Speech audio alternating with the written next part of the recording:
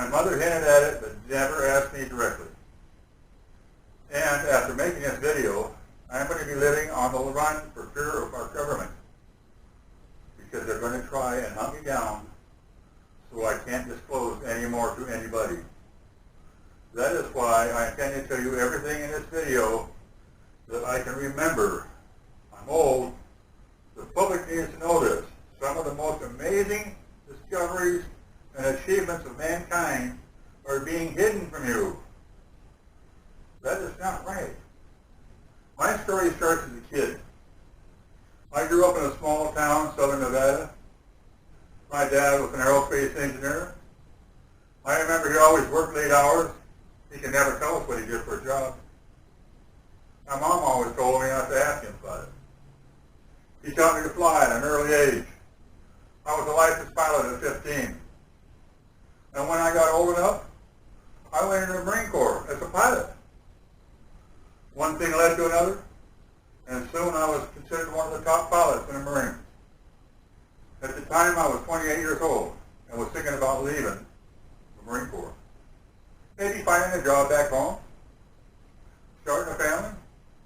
That is, until I received the letter.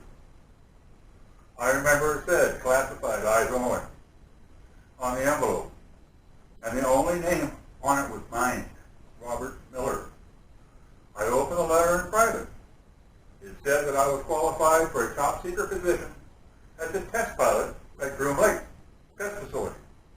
I thought, great. It also said a plane would be picking me up in Las Vegas Airport, private section at 3 a.m. to take me there. So we flew out there in the middle of the night, and two men in black suits escorted me into an underground building that was built in kind of like a side of a hill. And yes, the men in black are real. Believe me, they're real. I remember going down long hallways with many doors on each side. We went down several flights of stairs. Must have been far underground at that point. They showed me into a small room with a single bed and a desk. Then they told me this is where I was going to be living for the next 2 months. Inside the room, there was a small bed, a desk, and some weights for exercising. Before giving me the chance to even say no, the men left and locked the door. You can't object to these people. You have to comply no matter what. I looked inside one of the drawers in the desk, and there was a booklet titled something like Working at Groom Lake or something. I sat down on the bed and began to read it. It mentioned that there were 1,200 other employees working on the top secret base, and the public didn't know it existed. It stated that the base also went by the name Area 51. It said the only way to get a job at Area 51 was to be invited by an insider. I assumed that my father invited me, and this is where he'd been working when I was a kid. He had long since retired by the time I got there, and I wasn't sure what was in store for me now. About an hour later, the men wearing the black suits opened the door, told me to come with them.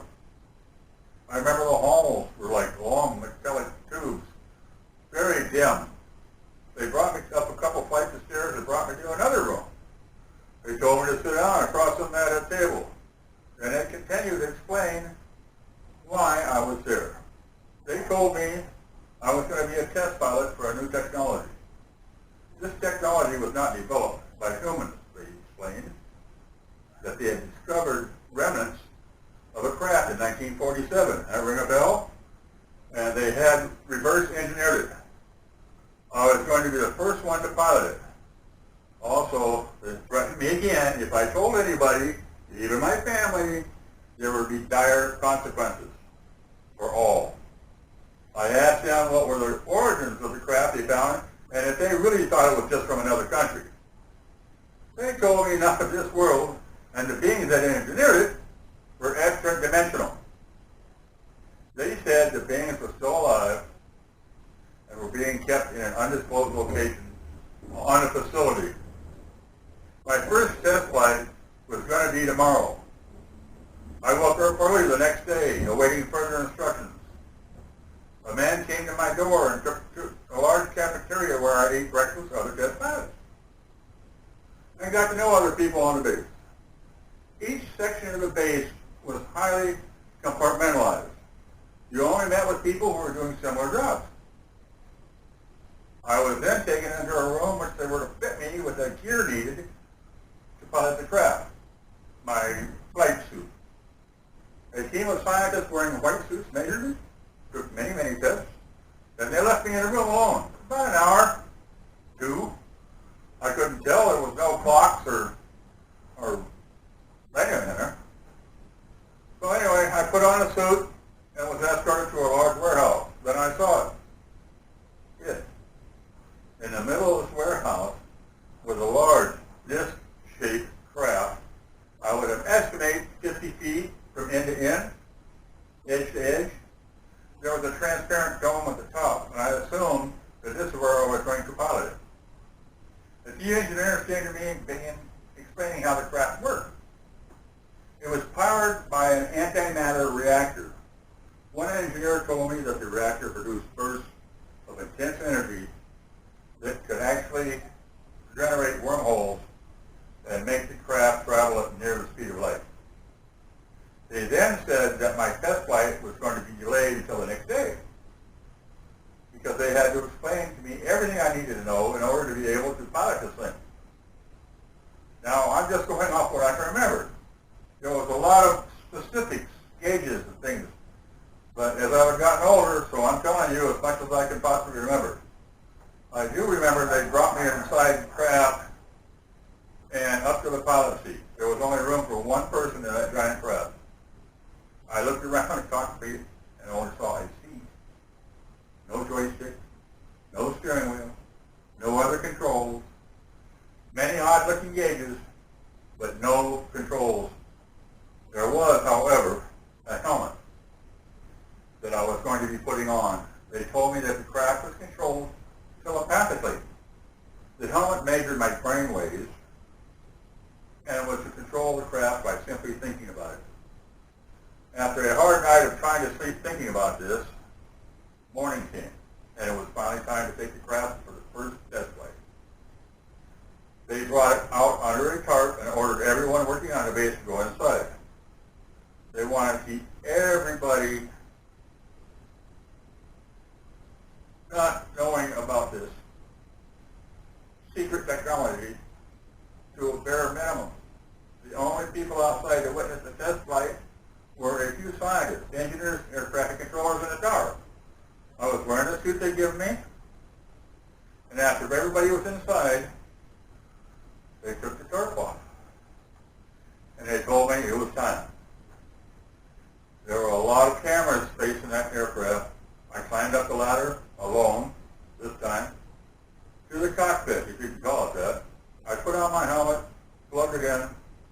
I was given clearance by air traffic control, and it was time to take off. I was told to imagine the craft starting to float off the ground. But you know, it didn't work that way. Instead, I had to imagine that I was the craft, like part of it. I began thinking of myself floating off the ground, and I felt vibrations from the antimatter reactor below me as it started to fire up. Within 10 seconds, the craft was off the ground, and I was flying. I looked around out of the dome and saw the people on the ground filming this historical event. I was instructed to take the altitude to 1,000 feet, then return to the ground. I kept descending and kept looking at the altimeter. Soon I was 500 feet off the ground. Then I felt the vibration of the engine stop. I glanced at the altimeter and realized that I was rapidly losing altitude. There was no ejection button or lever on this craft, so I was effectively helpless. I kept trying to imagine the craft floating, but it was plunging towards the ground. The reactor powered on at the last second, and I went unconscious. The next thing I knew, I was in a hospital bed. There were casts on my leg. Apparently, I was still at base in their medical unit.